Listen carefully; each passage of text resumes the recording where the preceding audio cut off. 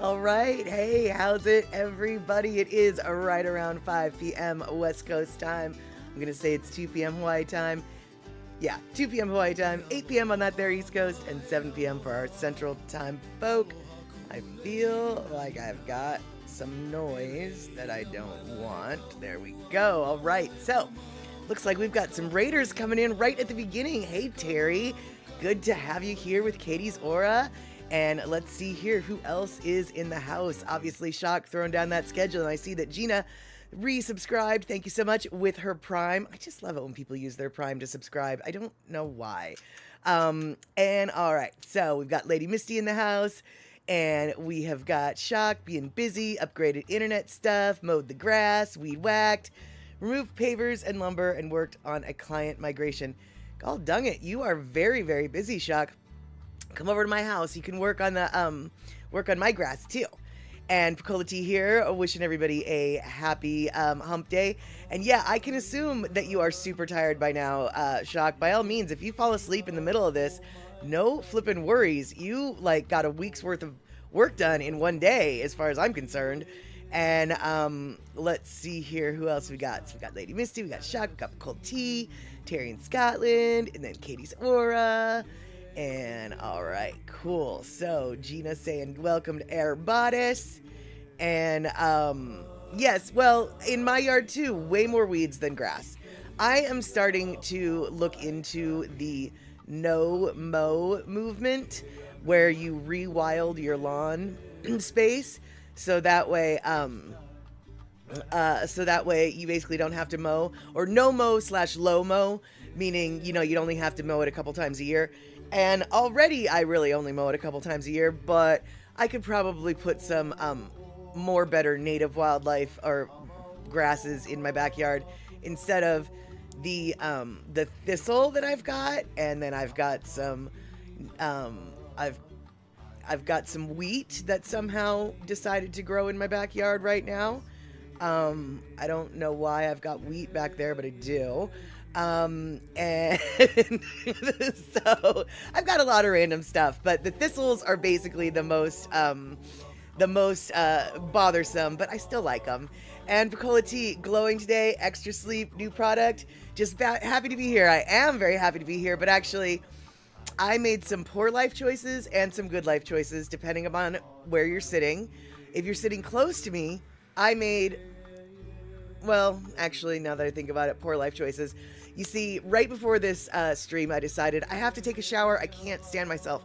So I took a shower. So I'm freshly washed and freshly moistured, which is probably what you're seeing. But in doing that, I misappropriated the time frame of things, and I forgot to brush my teeth today. So literally at 4:59, I was like, oh, I haven't brushed my teeth yet today. So, yeah, if you're sitting close to me, my armpits smell good, but my breath does not. Luckily, we don't have that issue when it comes to streaming. So if you see a big piece of something in my teeth, yeah, it's not your TV. Don't clean the spudge off your TV. I need to clean the spudge off my teeth. It's just how that works. And thank you, Terry. My hair looks nice today. I have to be one of the most fortunate people in the world, because literally I grabbed my hair and put it in a clamp so I could hop in the shower. Didn't look at it at all. And around 4:58, I was like, oh no, I need to start doing stuff. And so I literally just went perp perp to make it so it wasn't as my hair is very flexible. I'm very happy that my hair just looks good with minimal effort, because this was minimal effort. But thank you. All right, you guys. So we have enough about my hygiene or lack thereof. How about we get this party started?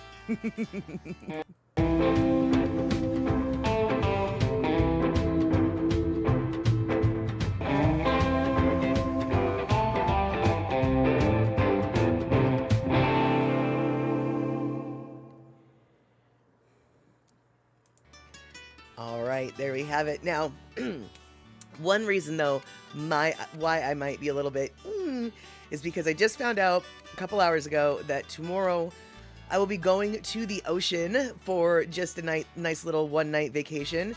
But some of my friends got a hotel room. They're going to be digging razor clams, they dug razor clams this morning. They're going to dig them tomorrow, and then on Friday as well. They're there for the whole, 3 or 4 days. So I'm going to go on Thursday night, do some clamming on Friday, and I'm very excited about that because it's been a really long time since I've been to the ocean. The last time I went to the ocean was in 2021, I believe, and there was some video footage that I took for this stream. In fact, I revisited that video footage, and we're going to watch a little clip of it. You're going to see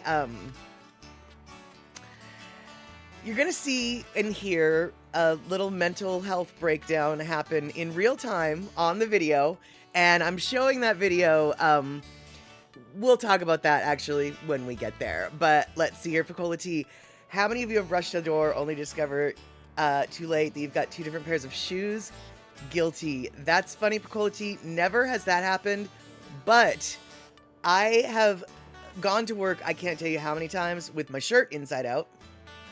Because when you wear all black, it just, inside out shirts, definitely. And, Picola T, how many of you have ever been so excited to leave the house because you're going to go get kittens? This literally happened to me a few years ago. My boss was looking for some kittens. I had a friend who was rescuing some kittens. We made the connection, and so I found out that day the kittens were ready to be picked up. And so I ran out my door with my kitten container, and I got in my car, and I went and got the kittens. And then I dropped the kittens off at my boss's house, and 4, 5, 6 hours later, I made it back to my house, and I saw that I not only left my screen door wide open, I left my front door wide open. I was so excited to go get kittens that I just left my door open. I left the house. I had everything. I had my purse, I had my keys, I had my phone, I had my kitten container, and I ran to the car to get kittens, and I was so focused on getting kittens, I didn't shut my door. And oh no, 1 brown shoe and 1 black. Oh no, that's not good, Picola T. That's funny though, right? Yeah, exactly. And you've seen the Inside Out GI jacket several times, but only twice have kids put their pants on backwards. Yeah, it happens. And let's see here, Shock. I have enough shoes now that you could wear mixed set, but the shoes are never so close together that it would be easy. I just feel like I would feel different unless I had, which this is something I totally would do. If I had the same pair of shoes in different colors, I could probably see myself doing that. But all of my shoes feel so different when you put them on my feet. Like they're either just, the sole is thicker, the sole is thin, I don't know if I could do that and not notice it. Like, I think my feetsies would notice. But, you'd think I would notice when I'm wearing inside out clothes. You'd think I would notice when I don't shut my front door. You can think a lot of things. Oh, and you'd be wrong every time. Oh well. Right, there you go, Chuck. You have 2 pairs of sneakers that are the same model, but different colors. That would be it. Right, yeah, exactly. I don't know. So I'm going to assume, Picola T, that you're just fancy and you have multiple of the same shoes in different colors. Because, actually, I don't really know if that's fancy or if that's just smart. Because once you find a pair of shoes, that work, I don't want to wear any other shoe. I just wear the one pair that feels good. Oh no, Picola T, you woke up early, picked up friends at the airport, took road trip only when you showered that night, and I realized my shirt was inside out and nobody told you. Well, shoot, maybe nobody knows. Here's the deal. I remember when I was in elementary school, there was kind of a trend with t-shirts. They actually like they were outside out. They were properly outside out, but the seams were made so it looked like they were inside out. I don't know if you guys remember t-shirts that were designed like that. It seemed to have a trend in maybe early 80s. And like Ren Spooner or whatever, a lot of their shirts, I don't know if that's how you pronounce it, but a lot of their shirts actually, even when they're right side out, kind of look like they're inside out. So, you know, I mean, you know, it just, they might have thought you were being trendy. Exactly. And grocery store sneakers, no, Shock, you're going to have to explain to me what that is. Was that a brand? Or were they just sneakers you got at the grocery store? Tell me more about these sneakers, because I know not of what you speak. But while we're waiting to hear about the sneaker story, oh, you buy shoes at the grocery store because they were super cheap. Oh, okay, so they were just super cheap grocery store. No, I remember Kmart sneakers, and when I was a kid, that's where we got my sneakers, was at Kmart. Were these the sneakers that were just like white canvas or navy blue canvas with like white soles and laces? I don't know. Kmart was upscale. And, oh yeah, those would be Keds that I was thinking of. Right. But Terry's coming in the cheap old canvas tops. They call them sand shoes over here. Red canvas, white soles. Red canvas, white soles. No, that doesn't ring any bells. They were Ked knockoffs. Right, okay, well that kind of makes sense. No, I don't remember those at all. But I will tell you this, Keds never fit my feet right. I never liked to wear Keds. They were very uncomfortable on my feet. Just like Birkenstocks are very uncomfortable. Birkenstocks are just, I cannot wear a Birkenstock to save my life. All of the bumps are just in the wrong places for where my hollows are on my feetsies. So, I know that so many people think Keds and Birkenstocks are like super comfy, but no, I just cannot. And I've never tried on a pair of Crocs, so I just sort of look at them like Birkenstocks, like I'm not even gonna go there. But I have misaligned foot bump. Well, I guess no, I don't have foot bumps. I have foot hollows. It's the bumps in the shoes that fit into the hollows of the feet, right? They just don't match up.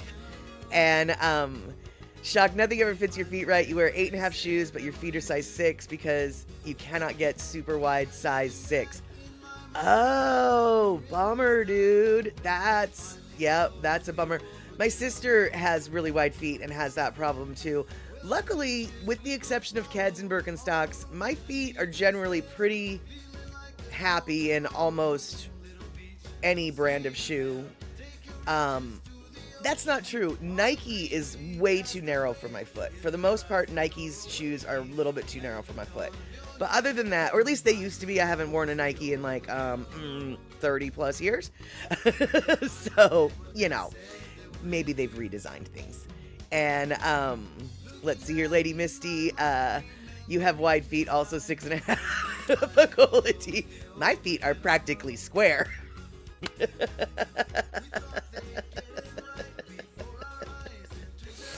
Yep, there you have it, Rabbit. That is so cute. My feet are... yeah, you know, though, I do think that it comes from walking around barefoot a lot is what happened. Like, because I walk around barefoot and my toes are always sort of, you know, spread out and stuff like that. And I think that walking barefoot helps keep your foot wide, and rather than getting bunion toes with your pointy high-heeled shoes. And yeah, you blame that on wearing slip-up or barefoot kid time. Exactly. And Mama Sean, good to see you. You got to really break in the Birkenstocks, and it's really hard at first. Yeah, I just did not have the wherewithal, or when I was in high school and Birkenstocks were like the thing. Another thing, pair of shoes was Doc Martens, and I was of the Doc Marten camp instead of the Birkenstock camp all day long. Doc Martens, beautiful wide foot, bouncy, bouncy sole, wonderful, wonderful, wonderful shoe, and I still wear them to this day, actually. Oh no, you've had shoes that fell apart at school, like the entire sole of the shoe became separated. That is not good. It's time to get the teacher, can I get some duct tape, please? But I have actually seen skaters have that happen with their shoes too. Let's see here. Shock, you couldn't wear the roller skates at the community center or ice skates. Ow, ow, ow. Just too wide, even without going shoeless a lot. Yeah, I can appreciate that logic. But on the bright side there, Shock, you don't really want to wear those shoes. They're gross.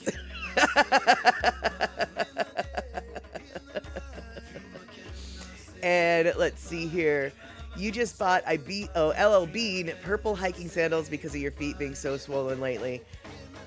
Yep. Sometimes you do when your feetsies get a little angry. You need to definitely have other size shoesies. I know that when I broke my ankle and my right foot was just in a chronic state of swollenness, I did actually think about buying 2 different sizes of shoes, one for my right foot, one for my left foot, because the right foot needed so much more space. And Pocolati, you're so glad that girls aren't wearing those silly Uggs again in the tropics. I never understood Uggs with shorts. I never understood a pair of Uggs actually any time, to tell you the truth. And Terry, yes, European Union shoe sizes are weird. I think I wear like a size 42 in the European Union or something strange like that. Mama Sean, all you wear now is Birkenstock, can't stand anything on your toes. Oh, Mama Sean, I totally agree. The only reason why I wear socks is when it's super cold and my feet are freezing. But still, they're a burden to my feet. I like my toesies to be free. I like my feet to be bare. Socks, while necessary at times, are just a burden to my feet. I don't like having things on my toesies either. Not even. And, let's see here. Oh, good, Gina. You found a special education resource teacher had rubber cement that held until you got home. Oh, that's nice. That's nice. You hadn't even thought about the gross. Yeah, they do spray them between rentals, but it's still, they're still ooky.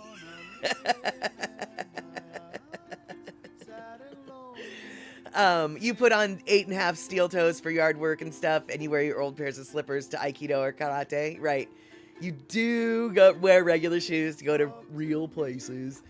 Fair enough. I put on regular shoes when I have to, but they're always slip-ons.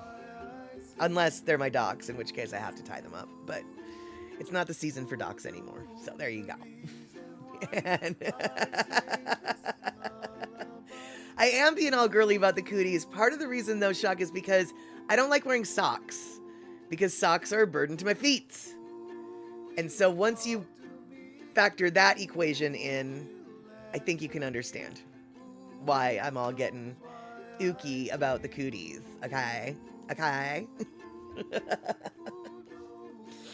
right, you guys. So, I think that this will be the last time we're going to talk about this. I think the story has been resolved, but you guys, I got some more stories and footage of the zebra. So they captured the zebra, and the reason why they were able to capture the zebra, you guys, is because the zebra fell in love with a horse and came and visited this horse every single day while it was out running free. And check this out, you guys. This is total coincidence, obviously, but a group of zebras apparently is called a dazzle. The horse she fell in love with His name was Razzle Dazzle. Y'all, it was just written in the stars. So, first we're going to watch a little video talking about how the zebra got captured. It's real short. But then, right after that, I'm going to show you another video that was captured before the zebra was captured, running out in the wild. There, in the Puget Sound area, a lot of our schools, our elementary schools, 5th and 6th graders, I think actually, they usually have a week-long field trip out to a wilderness area. When I was in school, we went to Orcas Island, but in the Seattle area, they go up into the mountains to a retreat place whose name I can't remember. But the video that we're going to see was captured by one of the counselors at that retreat place where all the elementary school kids were, and one group of elementary school kids who just happened to be at the outdoor resource center at the right time got to see the zebra running wild in the woods. And oh my gosh, you guys, it is so magical. It might as well be a unicorn coming out of the forest. It is so awesome. Yes, thank you, Patty. Camp Waskowitz. Thank you, Patty Kendall. Awesome. Super stoked to see you, Patty. Good deal, Patty, coming in with the actual info. All right, so let's see here. Terry, though, from the research department, a group of zebras is called a zeal or sometimes a dazzle. And a zeal or a dazzle can be quite large, since zebras are very social animals. Hey, Kenny, I didn't see you coming in. Good to see you. And Mama Sean, you hate socks, barefoot or books. Barefoot or books versus Dr. Steve, who has to wear shoes. No slippers for him. All right, Dr. Steve, you can have all the shoes. Shock, you can have all the socks. Mama Sean, you can have the Birkenstocks. And I'm just going to go barefoot. There we go. That'll work. But, you're so silly, Picola T. So just a couple of zebras is no big zeal? That's right. But what is a big zeal is still we're talking about this silly, silly zebra. So here's the news story, and then we're going to show you the footage of the magical moment in the forest. All right, here we go. Boop. Come on, Shug. When Sugar's owner called David Danton for help catching the zebra, he and his wife Julie jumped right in. We've been there. Yeah, we've been there. We've had cows out on the streets. And David made one phone call after another, tracking down Sugar's sightings, leading him not directly to the zebra, but to Razzle Dazzle, this horse that lives on a North Bend farm. And that the zebra has seemed to found an affection for Razzle Dazzle. I'm sure she was feeling pretty lonely out there, which is why she found a buddy, right away. Now that they knew where Sugar liked to hang out, they just needed one more lure. Good girl. Good girl. We've been looking for you. Here you go, Shug. Hey.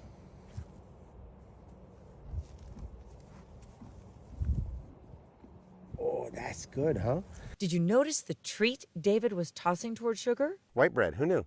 Once David got Sugar through the gate, watch how he slowly walks around the tree to close the gate while she grazes on white bread and oats he left behind for her. She had absolutely no idea that she was about to be in this pasture and couldn't get back out. So once we shut the gate, We had her. They then slowly funneled Sugar into a trailer to drive her across the state and reunite her with her owner. this is so amazing that the zebra just happens to show up at the right time. Or did the Dantons get called in just at the right time?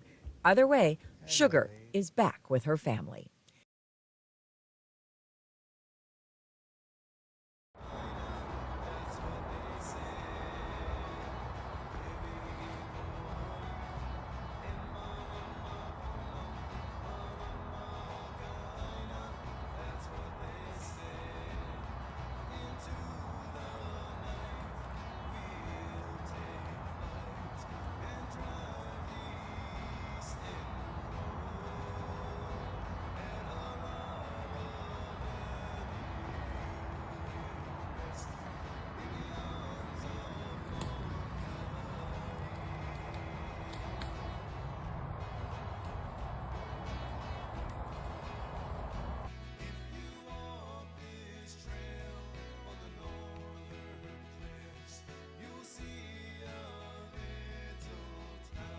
Alrighty, so that was the magical footage of the zebra in the woods.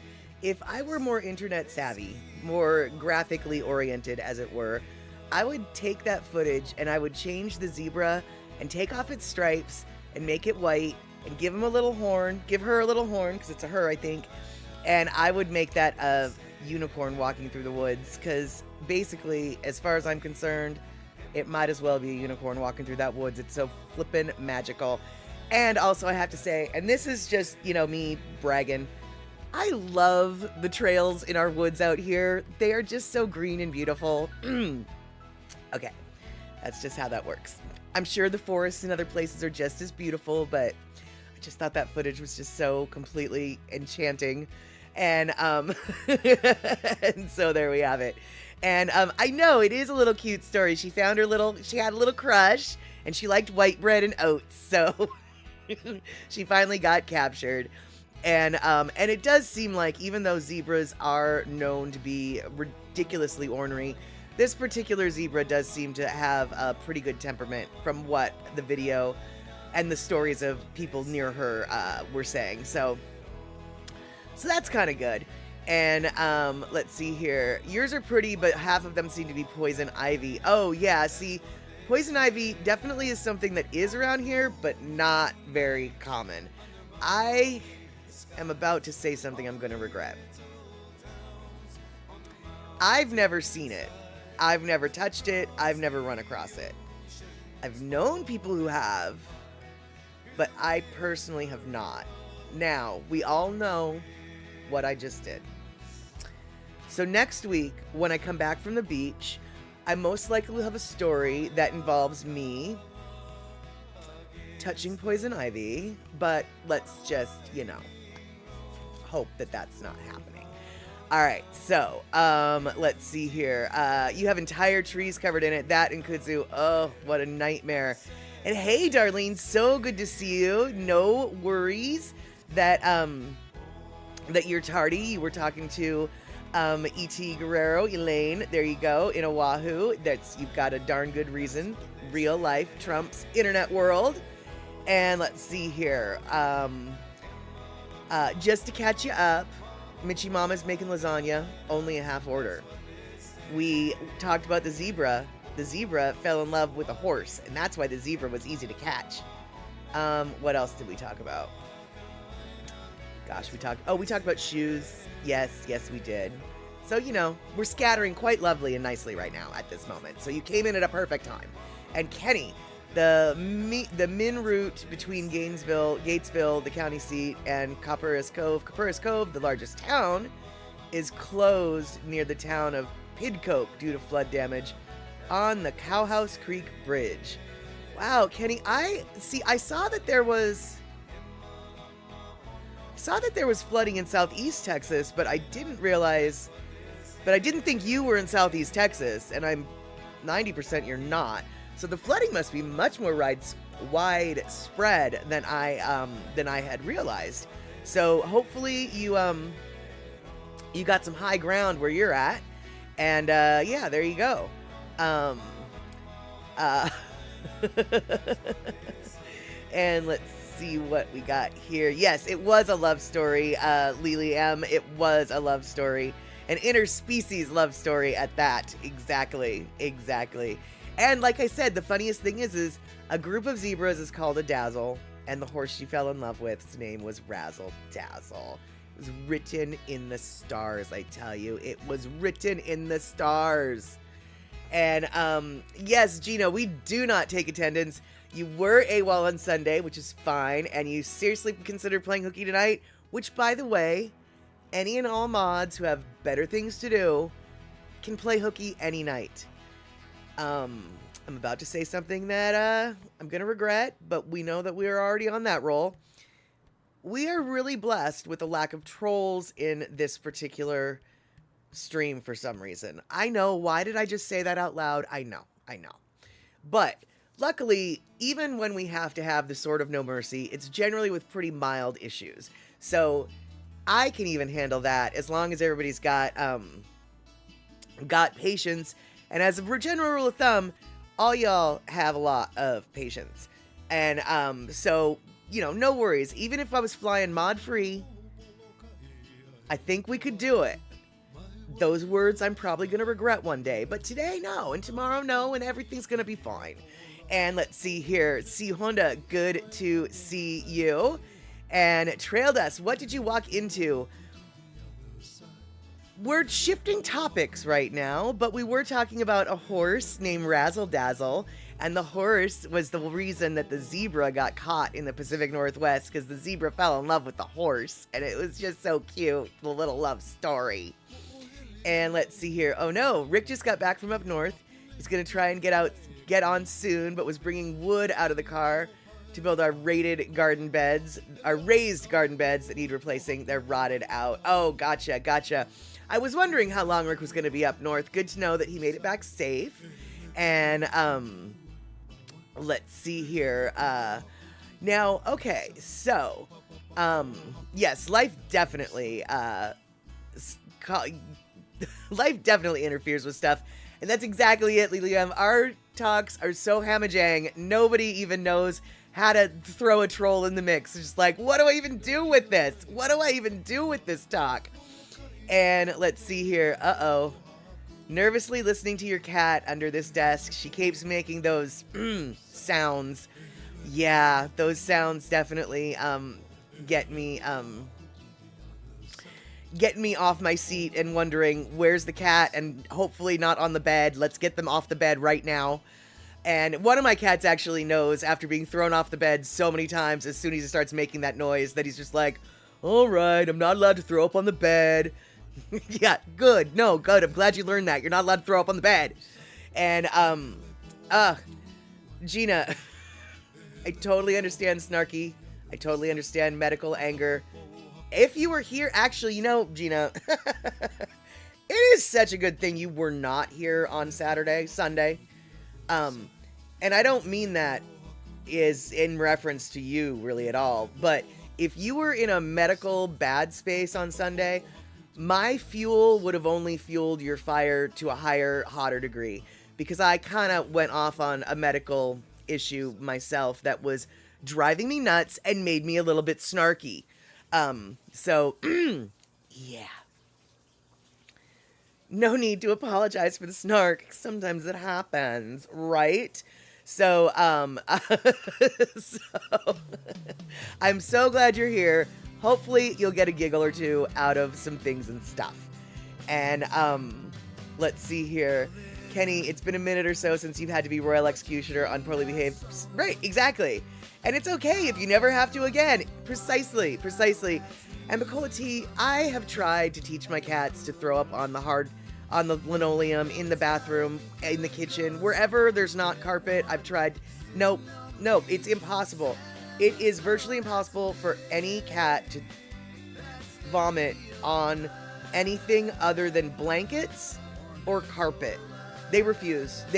I cannot abide by this is a slippery surface that's easy to mop. This is unacceptable. Any place that I vomit must be difficult to clean, especially when wet. Cats demand that all the time. Yep. Yeah. They're strictly, in every cat's union contract, they are absolutely, strictly forbidden to gack on any easy to clean surface. It's just not. And, I know, Shock, I really, nobody needs to say anything else, because I already put the trap out. I already laid the bait and invited in all the Menahoonies and trolls just by saying, I don't think you should continue with that thought out loud, is really what I don't think. Yeah. All right then. So. All right. So what else did we have to talk about today? Oh, yes. I definitely want to talk about this. But before we do that, E.T. Guerrero, Elaine says say aloha to everybody. Perfect. She hasn't been on the streams much, has been dealing with some health issues too. Oh gosh, well, hopefully we'll get to see E.T. Guerrero soon, but if you speak to her before she's able to show face, let her know that we're thinking of her, and I definitely hope that she gets her health issues at least under control, if not outright resolved. But, because, health issues make me go, yeah. So, All right, you guys. So here's the deal. I wanted to talk to you about this. I don't know how many of you eat this kind of stuff, but I do know that Palmer candy is basically the go-to brand for a lot of cheap and easy chocolate-coated foods and snacks. Palmer is a candy company that makes a lot of holiday treats, a lot of Easter treats, etc., etc. You might actually have some Palmer products, even though it's like Palmer. It might not be a brand that you're aware that you know of, but I trust you've come across Palmer candies before, and unfortunately, Palmer has a recall now on about 17 different varieties of product, and these products were distributed nationwide to be sold in Walmart, Hy-Vee, Target, Dollar General, and to other distributors in Alabama, California, Florida, Illinois, Iowa, Kansas, Missouri, Nebraska, North Dakota, Oregon, Pennsylvania, South Carolina, South Dakota, Texas, Virginia, Wisconsin, and Wyoming. And the products that are in question come in a variety of retail packages like bags, pouches, and tubs. So what are you going to do? These are specifically the white coated confectionery items. And so if you find them, and we will go through every product, so don't even worry about it, hon. I will tell you what's going on here. But we'll go through, but anyway, if you do have these products, you need to call the number 1-800-831-0828. And yeah, this is a salmonella issue based recall. And so, Picola tea, phew, I don't get the white stuff exactly. But Palmer basically, like, honestly, every Easter basket has at least one Palmer confection in it. They make chocolate eggs, they make chocolate bunnies, they make a lot of chocolate and white chocolate stuff. I agree, white chocolate is the devil, but some people do like white chocolate. And remember, yogurt-covered items, quote-unquote, yogurt-covered items are also white chocolate based, at least in this type. So we've got the products. We've got caramel swirl pretzels. All right, hold on. Let's just go back here. We got to go. All right, so we've got caramel swirl pretzels of a bunch of different sizes. We've got classic yogurt pretzels, cookies and cream yummy chow, enrobed pretzel rods, favorite day bakery white fudge mini cookies, frosted munchie medley bowl, frosted patriot frosted pretzels. Next one is frosted pretzels, munchie medley, bunch of munchie medley to go, patriotic munchie medley bowl, patriotic pretzels bigger size, patriotic pretzel twists, patriotic snack mix, and then we've got peanut butter snack mix, snackin' with the crew, the Mizzou munchie medley. I'm assuming that's a college branded one. Snackin' with the crew, Tiger Treats, Star Snacks, Chow Down, strawberry yogurt coated pretzels, Sweet Smiles yogurt covered pretzels, vanilla yogurt covered pretzels, yogurt pretzel, and zebra fudge cookies. So that is what's there. I'm gonna let these I just named the names. The best by dates are the dates that are next to them. And if you feel like you know that you might have something in the closet or your cupboards, by all means, this stream will be up, and you can check, the best by dates and everything like that. But you can also get more information online. It's the Palmer Candy Recall, 17 states. And I wasn't sure, like I said, if any of y'all ate it, but I do know that, like, kids like a lot of that white coated stuff. And I know that Palmer is kind of a cheaper brand. So if you're buying something for kids to snack on, you're not necessarily going to buy like the most expensive, gourmet whateverness. You save that for the grown-ups in the special cupboard, but the kids get the Palmer stuff. And so I wasn't sure if, you had some for your kids, your grandkids, your nieces and nephews, etc. And so I wanted to put this out for everyone to be aware of. And Picola Tea bragging, I lost 7 pounds after the India trip, and I gained it all back.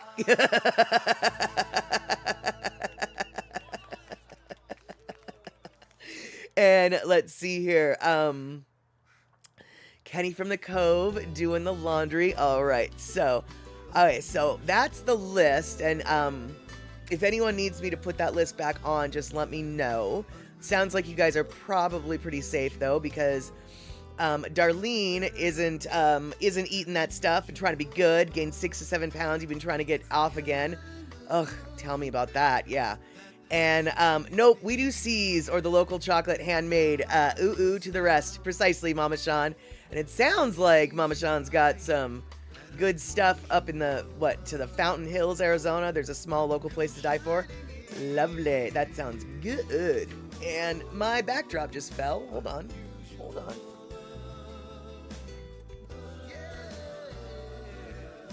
Whew. All right.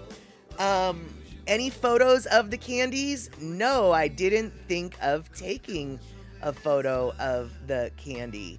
But I could probably get some photos. However, right now, I have to upload some other photos for a topic we're going to talk about after our Lono listening break. And as it turns out, it's right about time for our Lono listening break. So why don't we do some Lono listening? And then I will be back. And guess what, you guys? We're going to talk about more food. Yeah, all right. But here's Lono until then.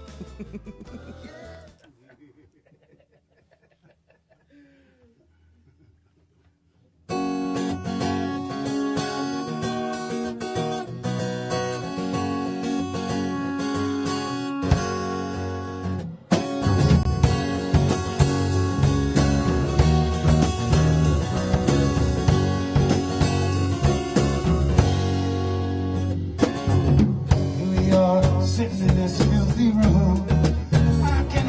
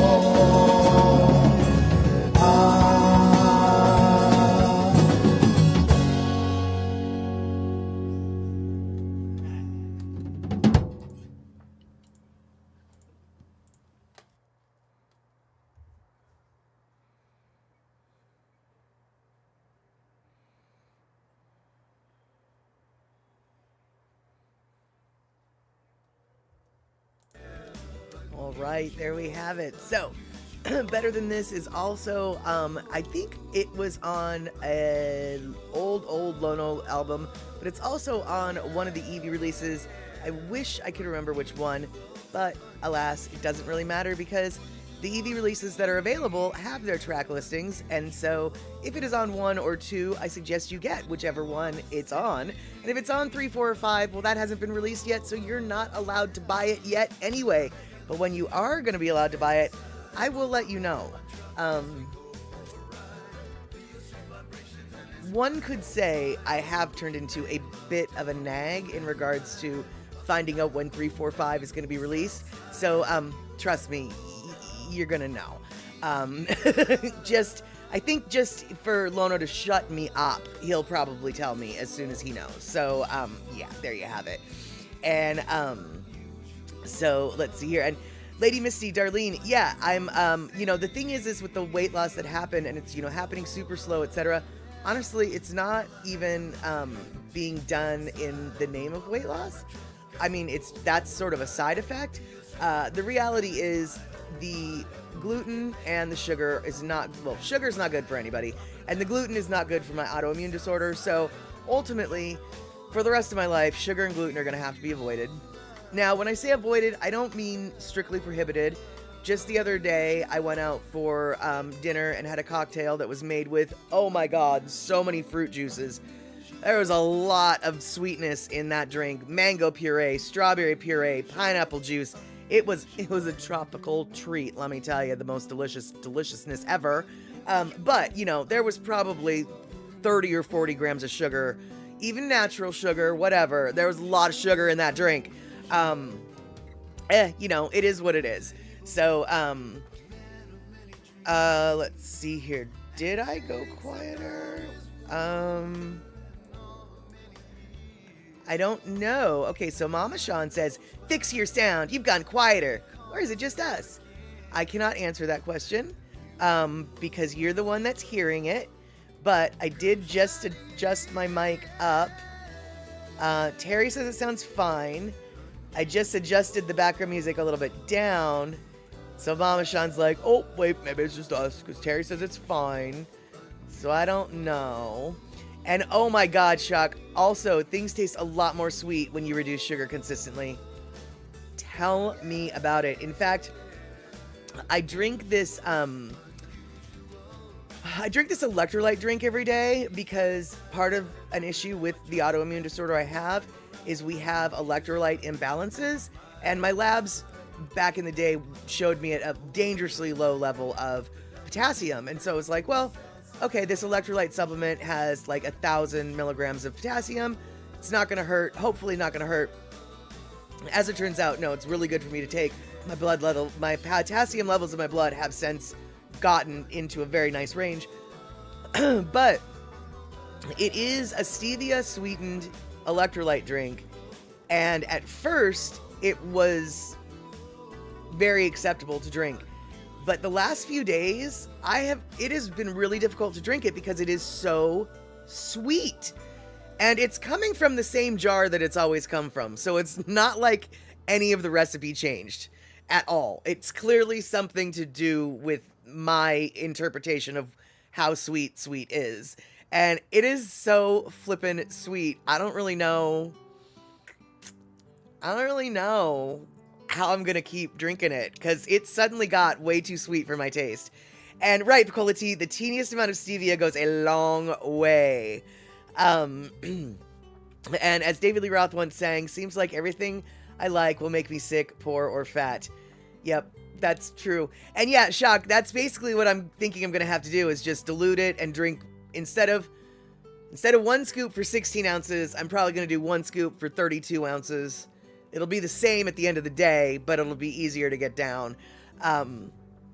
We'll see. But I did notice in the last few days, like, wow, this did not used to seem so sweet to me at all. So, okay, you guys. After we do this, Terrell Dust, the microwave beeped, you'll be eating rather than typing. Good. Excellent. right now I'm going to show you, we're going to switch topics from food for just a second because I want to show you this. And I want to share with you, well, literally this is a candid look of how I talk to myself while I'm driving, the thoughts that I have, and if you wonder if the way I talk to y'all is at all like how I am in real life, you'll see like, oh yeah, that's consistent. She's not just putting on a show for us. This is, okay, yeah, that's what she's got. That's, all right, that's what she's thinking, huh? So, and Mama Sean, the stuff that's in my thing is only stevia. It's sugar-free. It's only stevia. No sucralose, no NutraSweet, none of that stuff. It is only stevia, but you're right. Other places do like to do combos, and that even amps it even more. But I found this video. I thought of this video for a couple reasons. First off, I thought of the video because last stream, Mama Sean and I and everybody, we were talking about colleges and the University of Washington, and how huge the University of Washington is and how crowded it is. It's a Seattle university. It's not in downtown Seattle, but you know, it's in North Seattle. It's its own, might as well be its own city. It's so flippin' crowded. And that's just not my vibe, man. So I'm going to show you a little drive around the campus that I went to college in. And you'll see maybe why a a really big university might not be what I can relate to. And then you'll also see, you'll see me getting, it had been a long time since I'd been to the campus. You'll see me getting lost, and be forewarned, there are some F-bombs in this particular video. Not a lot, but there are. And Terry, though, coming in with stevia, is a sweet sugar substitute that's about 50 to 300 times sweeter than sugar. It is extracted from the leaves of the stevia plant, a plant native to areas of Paraguay and Brazil in the southern Amazon rainforest. All right, there you have it. There you have it. Okay, you guys. So, okay, you guys. Actually, couple things, actually, y'all. Okay. This video that I made was made years upon years ago before I had any kind of legit gear. This video was made with this setup. I had a camera that was hanging from my rearview mirror by a tripod, a little, a bendy-footed tripod. And the bendy-footed tripod was grabbing the mirror. And this is the setup that I had to videotape it. I have since gotten an actual cell phone mount, etc., etc. But but this was old school. This was literally put together with rubber bands, paper clips, and gum, kind of thing. And let's see here, Darlene. That's Molly. Will be saying, I talked to my flowers too. I planted a bunch of butternut squash seeds and spaghetti squash seeds and pumpkin. Didn't think they'd all pop, but they did. Oh, nice. Now you're giving the plants to your daughters. Fantastic. Squash can sometimes be hard to propagate, so I can appreciate why you were like, I don't know if this will work.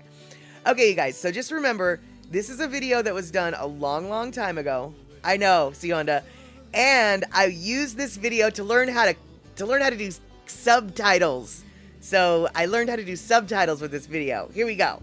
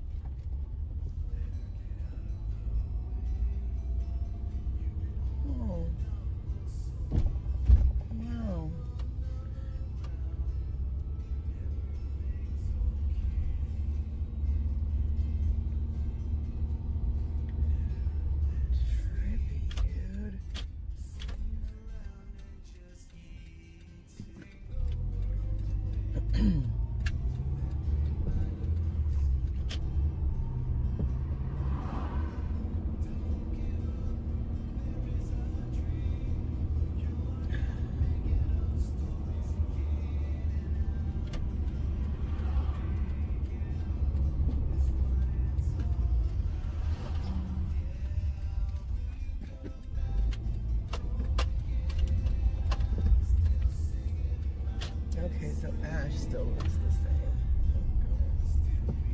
Fuck me. Okay.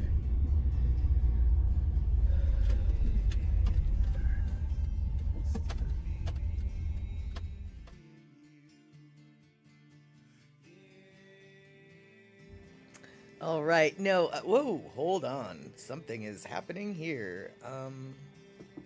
Whoa. All right. There we go. No. I suppose we could have biked, but I just walked to across campus to get to the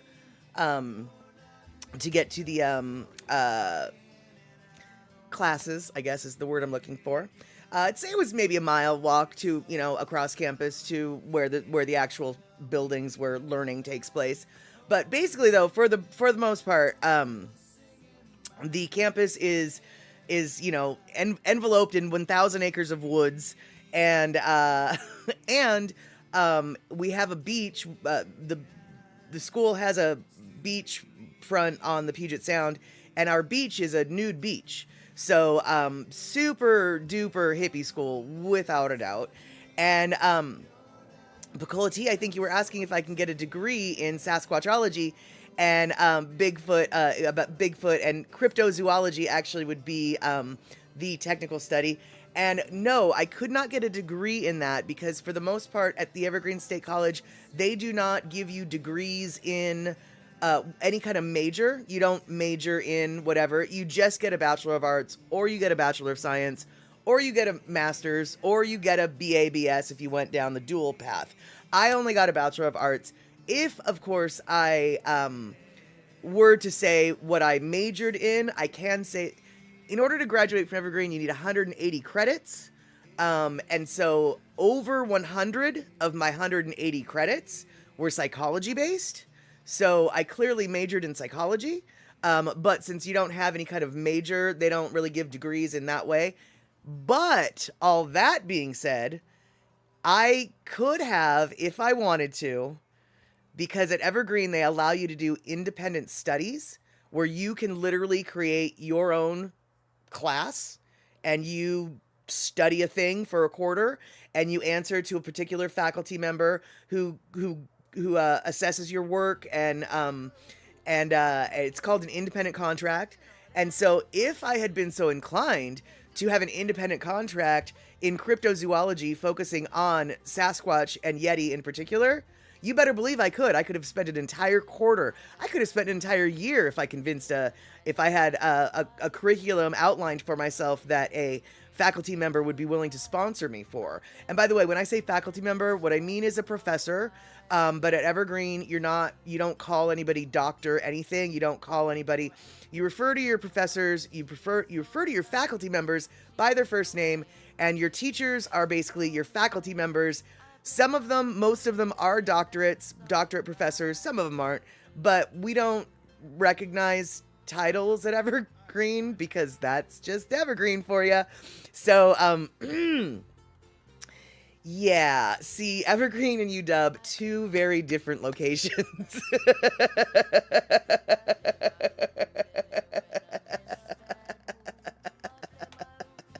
And so this particular, this particular video was definitely not UW. This is the the Evergreen State College. I wanted to grab some video footage that I have from the University District area, but I couldn't find it in time. I have no idea where I put that footage, but I got it when I went to go see Jason Momoa. And so just to give you an idea of how crowded the streets are there. And UPS was totally preppy back in your day, so not Evergreen. Dude, let me just tell you right now, everywhere is so not Evergreen, except for, that's not true, there is a sub-college at Western Washington University called Fairhaven, and Fairhaven is the closest thing you could possibly find to the Evergreen State College in Washington, but it's still not the same. And, and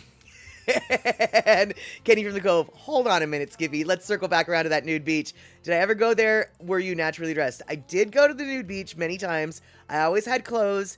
You have to remember, all y'all, the water is 50 degrees throughout the entire year, okay? So, as a general rule, I didn't go swimming at the beach very often. Maybe, ankle deep. And also, there were a lot. It was more of a gay scene for gay dudes with the nude beach. I mean, the girls could, but generally it was just mostly dudes. So sorry, Kenny, it was mostly dudes. And let's see here, Terry coming in. The Evergreen State College is a public liberal arts college in Olympia. Exactly. Founded in '67, it offers a non-traditional undergraduate curriculum in which students have the option to design their own study towards a degree or follow a predetermined path of study. Precisely. And I did both when I was there. My first year and a half, I followed a prescribed curriculum. And then the second half of my second year, I kind of designed my own curriculum. And I honestly don't remember what I did my third year. Wow. And then my fourth year, I definitely was in a very high intensive psychology oriented class. And wow, I really wish I could remember what I did my third year, but clearly we're not going to talk about that. And let's see here. You saw a guy in the Pensick nude swimming hole, or should I say, didn't see a guy. We were all girls there that day. Got it. And yeah, it is It is mountain runoff, and okay, you know what? I lied. It's not 50 degrees year round. It's actually like 53 to 56 degrees year round. All right, I lied. It's not 50. It's 53 to 56. Is that going to make any difference to you? It doesn't make any difference to me. So, but for all honesty, let's just give the number really what it is: 53 to 56 throughout the entire year. And there you have it, Rabbit. Now, let's see here. Mr. P can remember minute details of college classes decades ago. I definitely do not have that ability. Can't really recall what classes you took. Fair enough, man. That's Terry in Scotland. It boggles our minds what you got up to my third year. Actually, the funny thing is about my third year, I don't think I was that bad. When it comes to my senior year, oh boy, dude, I was burning the candle at both ends and doing bad things. How I remember fourth year and not third year is what's mysterious to me. Because fourth year in theory should have been just a blur of schoolwork and hardcore drug usage. Not something that I'm bragging about, but the reality is I did a lot of drugs my fourth year in school. I mean, I did a lot of drugs throughout the entire arc, but that fourth year really, I was going for new records kind of thing. And and exactly, Darlene, no difference to me, still too cold. And Lake Superior is 53 degrees. Right, yeah, you want to go swimming in there? I mean, maybe if it's 102 degrees, I might go in a quick dip. But yeah, it's just a little too cold to go swim in, right? Just a little too cold. Ugh. All right, so now I promised you guys, let's see, what else did I have? Oh, yes. I promised you guys more talk about food. And so we have two choices here. We can talk about vegan cheese, or we can revisit our Cornish pasties discussion. And whichever topic we don't choose to talk about, we'll talk about it next time. So do you guys want to talk about vegan cheese, or do you want to talk about pasties? However the flippin' flirk you say it. Dealer's choice. And while you guys discuss it amongst yourself, I just want to give you a kitty cat update, because I know that Gina asked about the cats at the very beginning, and I meant to tell this to y'all, but I didn't. So, the other day, and I wish Puzzy Cat was here. So the other day, I was driving into my driveway, and I noticed that at the driveway entrance across the street from my house, there was a kitty, and I was like, I think that might be Leo. And as I pulled closer, I was like, that's totally Leo. So I pulled into my driveway, and as I pulled into my driveway, Leo looked to see what was going on, and then he was like, oh, I know that car. And so then I got out of my car, and Leo was looking at me, and I was looking at Leo, and I said, hey, Leo, come on in. And so he trotted across the street, and then I couldn't see him because he was behind a hill. And then I was like, come on inside, Leo. And he jumped up over the hill. Hey there, Polly Chaser. Good to see you. We are about to talk about Cornish pasties, but right now I'm talking about my cat, because that's how it works here. And so then Leo jumped up on the hillside, and he came trotting across my front lawn, and then he hopped up, and he came in, and I opened the door for him. I said, there's dinner on. We're going to have dinner soon. And so then he came in and had dinner. And so I was so stoked because Leo actually came when I called him. Even though he's a feral cat, he knows his name, and he came when I called him. And there we have it. So that was that little hot topic. Okay. Polly Chaser, what are we going to be talking about today? What is the topic? Please let it be something interesting we can disagree on. All right. So first off, I don't know if it's going to be interesting to you, but it is about food. And it is all about disagreements. So at least half of what you want is going to happen, okay? Now, I don't know what side you're on, but I'll tell you right now. We had a discussion a few streams ago, maybe just last stream, about Welsh pasties versus Cornish pasties. And you're just like, what the flying fork is a pasty? Well, I'll tell you right now. This is what a pasty is. Pasty. I don't pasty. Okay, you guys. So, okay, you guys.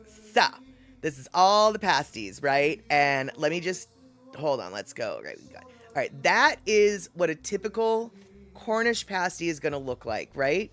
It's got folded over. It's a little bit of a torpedo shape, and the one on the far left, that's more of a Cornish pasty, just like the one we saw. But the one on the right, that's a Devonshire pasty. Okay? It's a Devon pasty. Now, hold on, wait. We're not done yet. This is a Welsh pasty. Do you see how it's a lot bigger and that the crimping is a lot more hearty to hold on to and then throw down in the well or in the mine after your dirty hands touched it? So that's the Welsh one. And then this is what's known as a Bedfordshire clanger.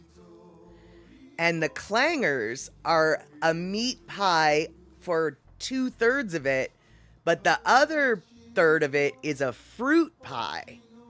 So the Devonshire clangers are both a meat pie and a fruit pie, all in one handheld roll, right?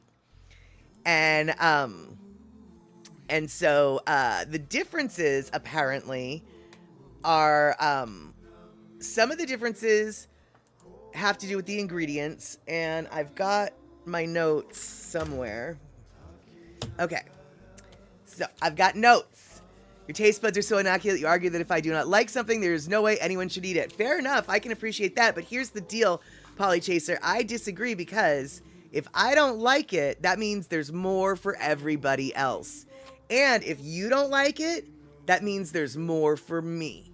See, we can totally sit next to each other, right? Like, oh, you don't like that? Awesome. I do. Let me have yours off your plate. And that weird thing that I don't like that you do, you can have it off my plate. And then we can sit next to each other and be both happy because we got our yummy stuff. And I knew you were just kidding, my friend. Obviously, come on. And Mama Sean, right, the Bedfordshire clangers are dinner and dessert. But, all right, so there's a little bit of an argument here, you guys, because, well, first off, Kenny, the Cornish pasties are the ones that get most of the play in the world because they are the ones that are known, right?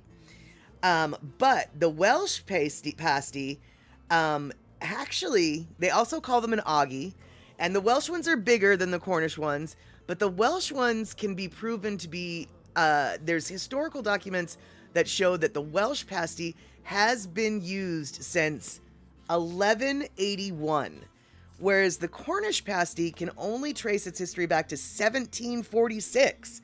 So already the Welsh pasty is like 600 years older in theory. Now the Devon pasty can actually trace its origins back to 1509.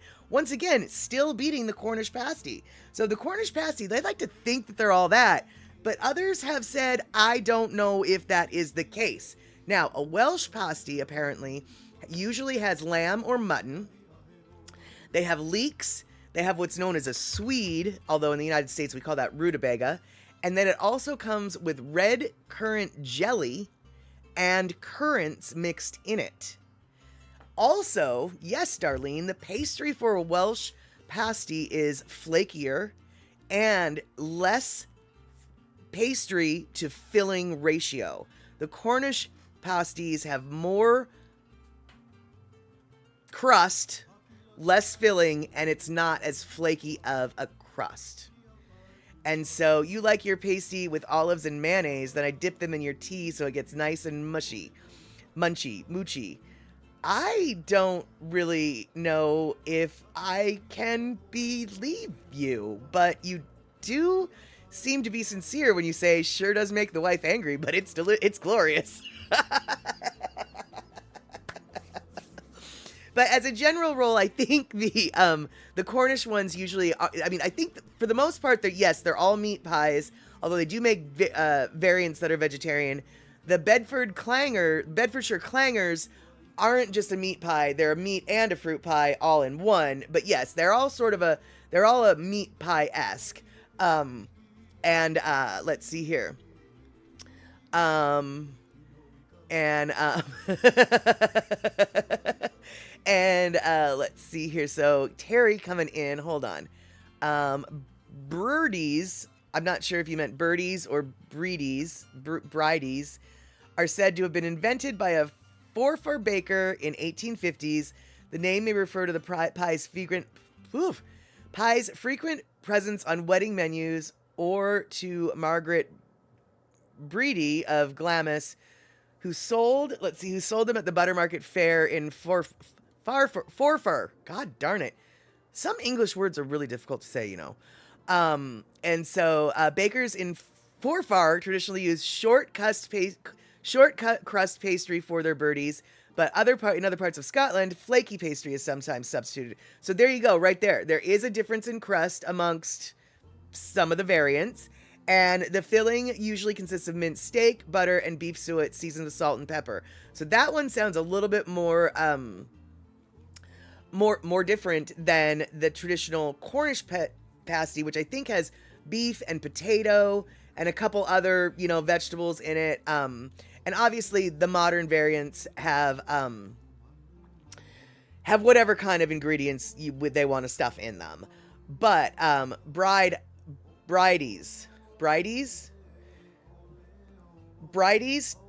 Terry, is that what that means? That's how I'm going to say it until I hear otherwise. And you just remember Connor Malone drunk off his Okoli shouting, Bridie Brown's knickers. All right, there you go. And cool, Terry's saying yes. And so, you guys, apparently, even though it was determined that pasties come from Cornwall, according to some internet research, maybe not so much. But also, when I mentioned last time, the handles of the pastry that they used because their hands were dirty, the crimped part was intended as the hand holder. You don't eat that part. Now, whether or not that's true, I don't know, but plenty of people on the internet are repeating that story as well. And so for those of you who have pasty bakery in your neck of the woods, and you want to ask them about that, definitely ask them about that. But it does seem to be a story that I have read many times. And so, let's see here. You were called away to listen to owls. Hope you didn't miss much. Well, no, we were just still talking about the pasties, basically. And can I share what I do when I smell nice pastry smell from the kitchen? Yes, you can. And I'm going to guess you run in saying, where's my piece? But yes, Polly Chaser, what do you do when you smell that? You roll yourself in a green blanket, then roll slowly out, but determined into the kitchen while loudly screaming, I am a cucumber. Polly, I don't know who you are or where you have flippin' been this whole stream's life, but you belong here. You are weird, and that is lovely. I think you're doing this right. You are definitely doing this right. Now, I will say this, though. If you wrapped yourself in a yellow blanket, you would have to say that you're a banana, right? I mean, you would be obliged, right? You are a banana. I know it's been done on the internet before, but still, you're yet another banana. Okay, you guys. And super stoked. We had Polly come in here at the last minute. I don't know who you are, Polly Chaser, but I'm loving you. I'm super stoked you are here. And, you tried that, but your curve stalled the roll. He could be a squash. That is true. You could be a squash instead of the cucumber. Or, yeah, exactly. Actually, in your green, here's the deal. Here's what we're going to do, Polly. Here's who you are. We're going to tell you. Right, no need to be a banana anymore. When you're green, you're a cucumber, but when you're yellow, you're a zucchini. I am a zucchini! A yellow zucchini, that's what you are. That's what you'll be. Or a banana slug. Banana slugs usually have brown dots on them, like a rotten banana, though. So if the yellow blankie has brown dots, then definitely a banana slug. All right, so, Rick coming in at the last minute, getting cold and dark outside. So you got to stop your project and come on in. Stay and still have time to say say how's it to Mad Statter and the Chatters. Dude, I'm super, super stoked that you're here to show face. And no, I don't think I said a green bikini, did I? I don't think so. And yes, Shock, your brother outlaw is a USC banana slug. That is right. UC Santa Cruz is the banana slugs. Almost as good of a mascot as the Evergreen State College Gooey Ducks, which is what I was. I was a Gooey Duck. And there you have it. But you like green bikinis. Well, you're more than welcome to wear a green bikini.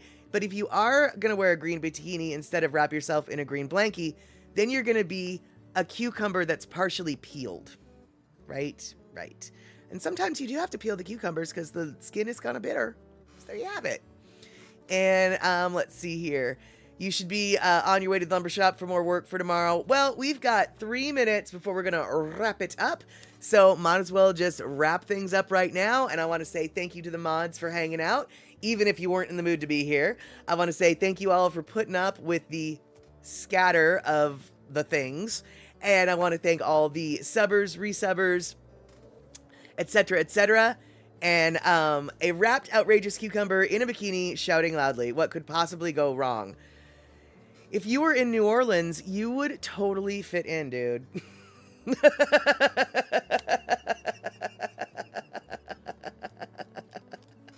And let's see here. Hold on. We are going back here to the garden. We found one weird spider out in the backyard we haven't seen here before, but it's a good spider that eats destructive bugs. You had to take a picture to see what kind it was. Awesome, Darlene. Do you remember what kind it was off the top of your head? Because even though I don't really like spiders, I like spiders. I mean, I don't want them near me, but I like them.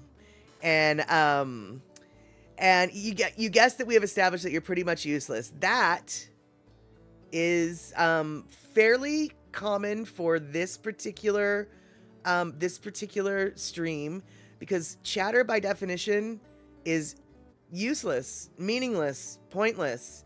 So any kind of useless, meaningless, pointless, that's what we're all about here. That is what we're all about.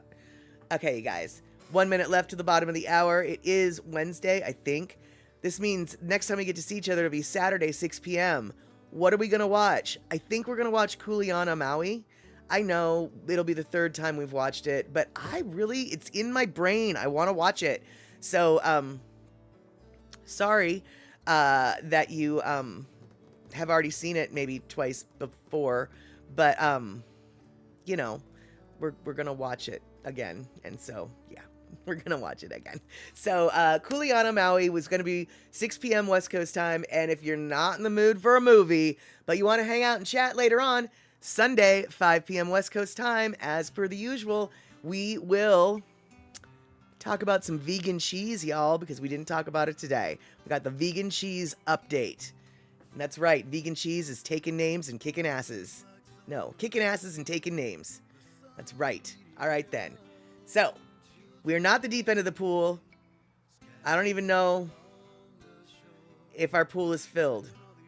I know, right? Vegan cheese, exactly. So, come back on Sunday and you'll find out what the flying fork it is we've got to talk about vegan cheese for. You guys, it's a controversy.